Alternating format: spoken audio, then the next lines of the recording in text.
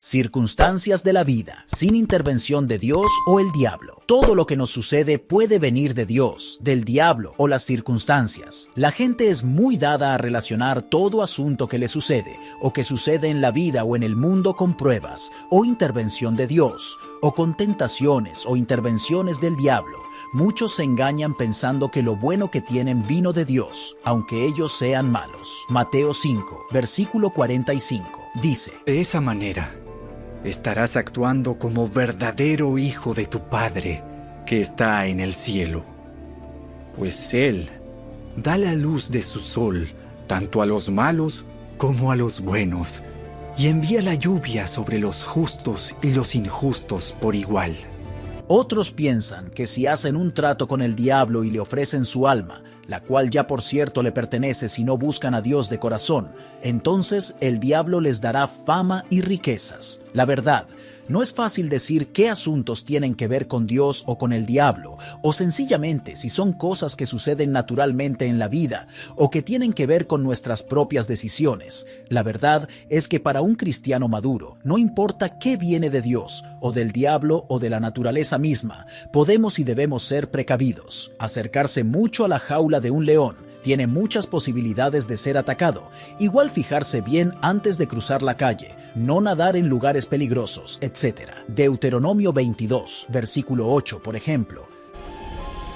Cuando edifiques una casa nueva, debes construir una reja alrededor de la azotea. De ese modo, si alguien se cae del techo, nadie podrá culparte de su muerte. Sencillamente, los cristianos obedecemos a Dios y hacemos en las buenas y las malas lo que a Dios le agrada. Veamos algunos ejemplos de asuntos que simplemente suceden y no fueron mandados por Dios o por el diablo, ni siquiera fue por decisión o culpa de las personas involucradas. Éxodo 21, versículo 35. Si el buey de una persona cornea al buey de otra y el animal herido muere, entonces los dos dueños tendrán que vender el buey vivo y repartirse el dinero por partes iguales. También dividirán entre ellos el animal muerto. Aunque si lee el versículo 36, entonces ahí sí será la culpa del dueño, porque dice: Sin embargo, si el buey tenía fama de cornear y su dueño no lo mantenía bajo control, el dueño tendrá que pagar una compensación total, un buey vivo por el buey muerto, pero podrá quedarse con el animal muerto. Seguimos con Deuteronomio 19, versículos 5 a 6. Por ejemplo, supongamos que una persona va con un vecino a cortar leña al bosque y cuando uno de los dos levanta el hacha para cortar un árbol, la cabeza del hacha se desprende del mango y mata a la otra persona. En tales casos, el responsable de la muerte puede huir a una de las ciudades de refugio para vivir a salvo. Si la ciudad de refugio más cercana quedara demasiado lejos, un vengador enfurecido podría rastrear al que causó la muerte y quitarle la vida. En ese caso, la persona moriría injustamente porque nunca antes había mostrado enemistad hacia el muerto. Seguimos con Eclesiastés 8, versículo 14. Eso no es todo lo que carece de sentido en nuestro mundo. En esta vida, a las personas buenas se les suele tratar como si fueran malvadas y a las malvadas como si fueran buenas. Eso no tiene ningún sentido. También Lucas 13, versículos 1 a 4.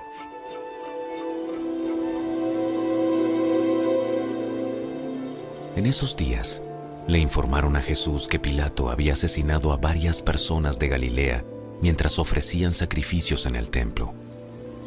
¿Piensan que esos galileos eran peores pecadores que todas las demás personas de Galilea? ¿Por eso sufrieron?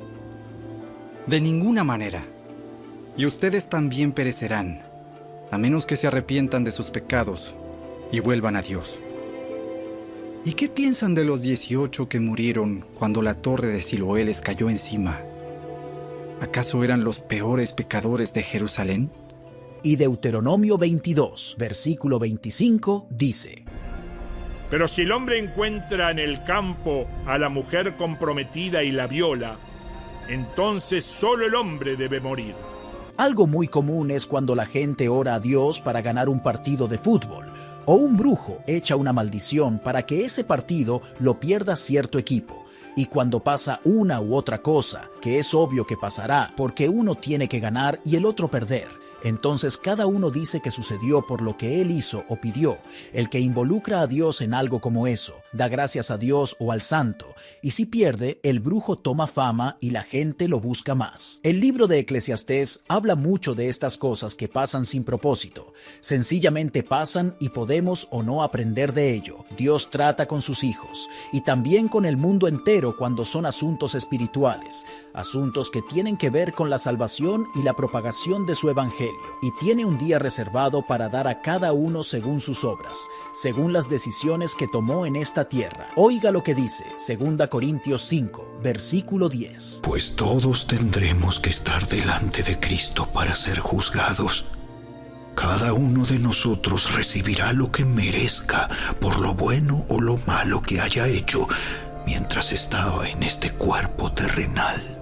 El diablo tratará de estropear al pueblo de Dios, otra vez, asuntos espirituales. No es el diablo el que propaga la idea de que él le aparece a gente borracha para asustarles, o el que inventó al coco para que se lleve a los niños malos, o el que estropea un juego de fútbol para que haya pleito y dos se maten. El diablo lo que hará será aprovechar que el partido estuvo mal y que los sentimientos de esos dos tipos que se odian le abren la puerta para trabajar para mal con esos ya mal sentimientos que tienen. El partido fue circunstancial, pero le dio la oportunidad de llevar todo a un final triste. Y por otro lado, la vida misma tiene sus leyes establecidas por Dios. Si usted se cae de un edificio, pues cae para abajo, no para arriba. Eso es natural. Por eso tiene que cuidarse de no andar arriesgándose y aprender de las enseñanzas que da la vida misma. Por cierto, no deje entrar extraños a su casa. Ni Dios, ni el diablo tendrán que ver con la imprudencia de dejar entrar a un vagabundo a nuestro hogar, a un desconocido, y lo que éste haga. Eclesiastés 8, versículo 14. Y eso no es todo lo que carece de sentido en nuestro mundo. En esta vida, a las personas buenas se les suele tratar como si fueran malvadas y a las malvadas como si fueran buenas. Eso no tiene ningún sentido.